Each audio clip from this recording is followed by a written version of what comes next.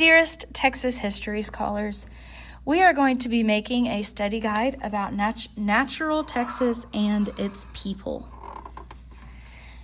We are going to make note of some unit themes. We're going to talk about the concept of history as a whole, how it's made and what type of sources there are. And then we're going to talk about regions. And then on the bottom half, we're going to talk about Native Americans in Texas. Okay, so first we'll start with themes. We had Native Americans that lived in every region of Texas.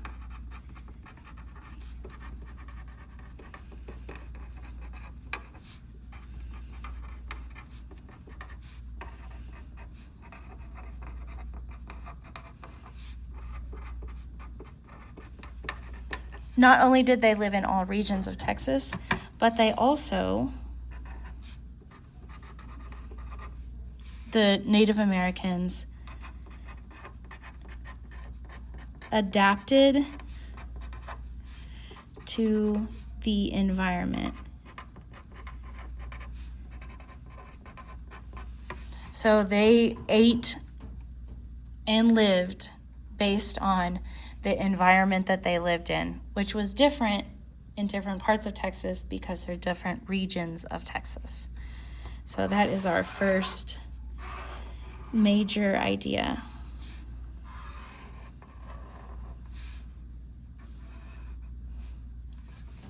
Okay, next up we talked about history and how there are multiple sources in history, and that's how history is made, is that we hear something or see something and then we gather multiple sources. And change pens.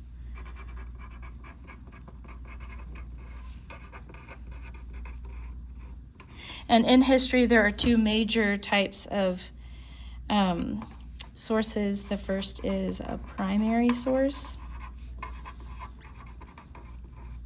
A primary source is normally an eyewitness account. Oh, I spelled account wrong.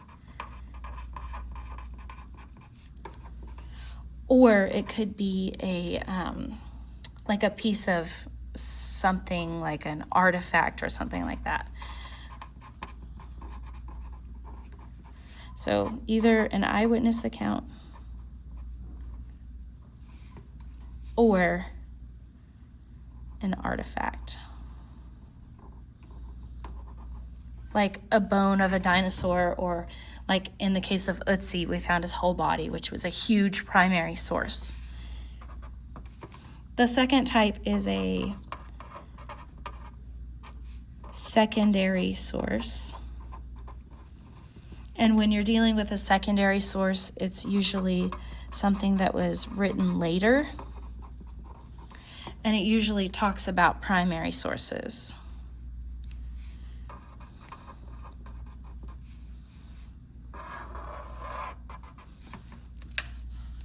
Our textbook is an example of a primary source. So history was our next major topic that we studied. We talked about regions of Texas, and there are 4 regions of Texas.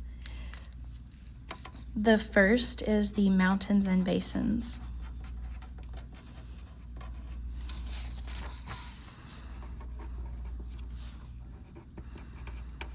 In the mountains and basins region of Texas, they have the city of El Paso.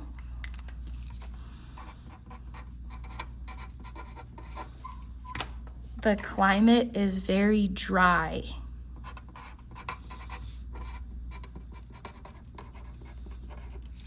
They have high elevation, and they also have Big Bend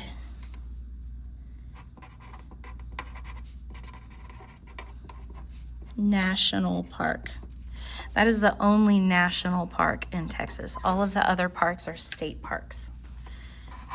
So that's pretty important. The next region was the Great Plains. In the Great Plains, they have Lubbock, Amarillo, Midland, and Odessa. And the climate here is that it's semi-arid, which means it's somewhat dry, but the land is very flat in this area. And some of the things that you would see if you went there are Palo Duro Canyon,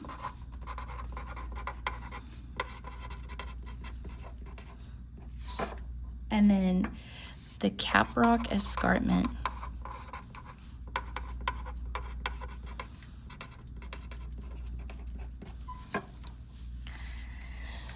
The next region that we talked about, I'm going to go here just so that I have more room, is the North Central Plains.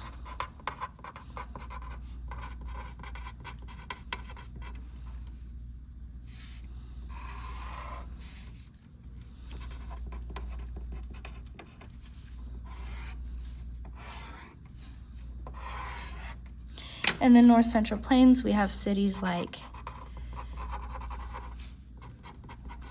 Abilene, Fort Worth, and Wichita Falls. This is also like there's moderate rainfall, it's semi-arid, and it's kind of a flat, dry climate. It's mostly used for farms and ranches. And then some of the attractions that you would see in this area are AT&T Stadium and Dinosaur Valley.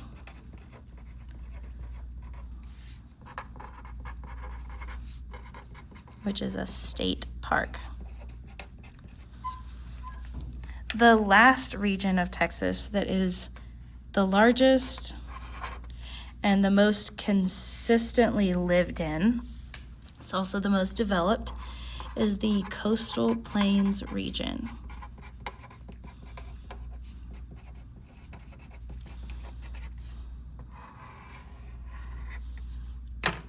This has all of our major urban areas, which means like highly populated cities. And in this area we have Austin and San Antonio, Houston, and Dallas. And then all of those places have suburbs, and the suburbs are pretty urban as well. Or they might even be suburban, which means like medium urban. This is also a place that has forests. It has a beach. And there is lots of rainfall. Lots of rain. If you were gonna go visit here, you might go to the beach, you might go to a forest like the Big Thicket State Park, or you might go and see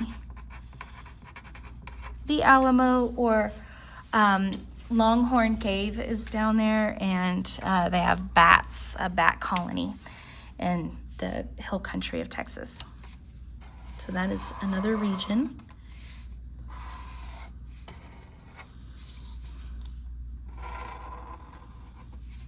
Those are important.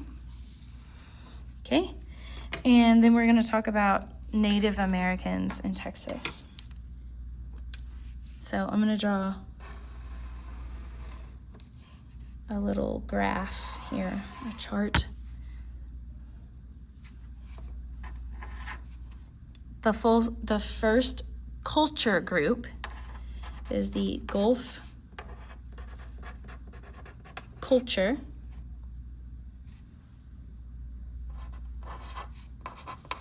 And then the southeastern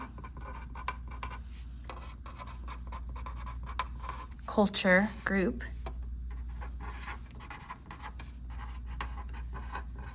The Puebloan culture. And then the fourth one is the Plains.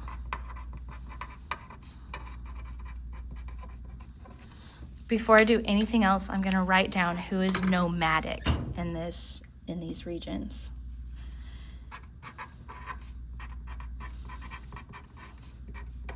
The Plains culture is nomadic.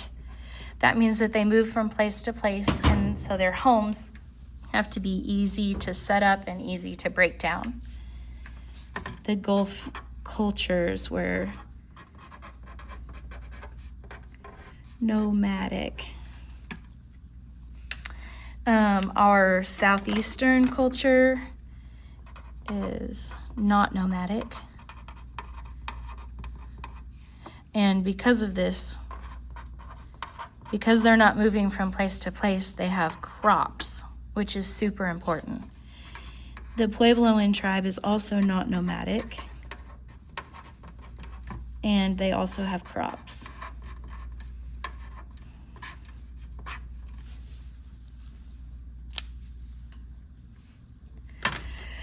Okay, other things that we would need to know about these groups are from your, you can copy these down right here, the specific tribes.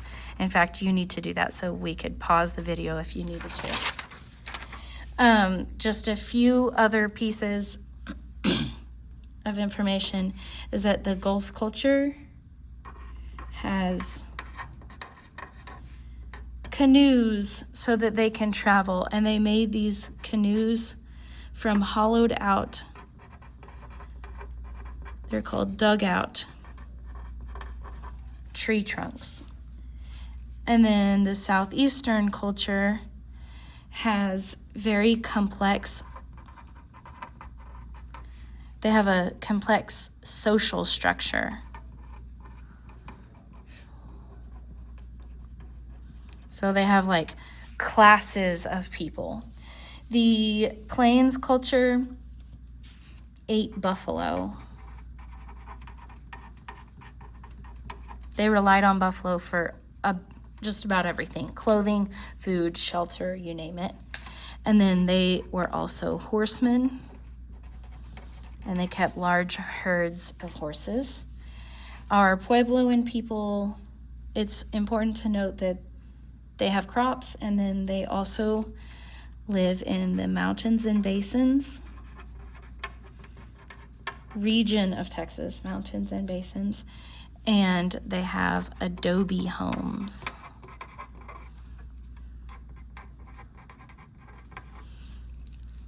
Okay, that's it. Best of luck on your test.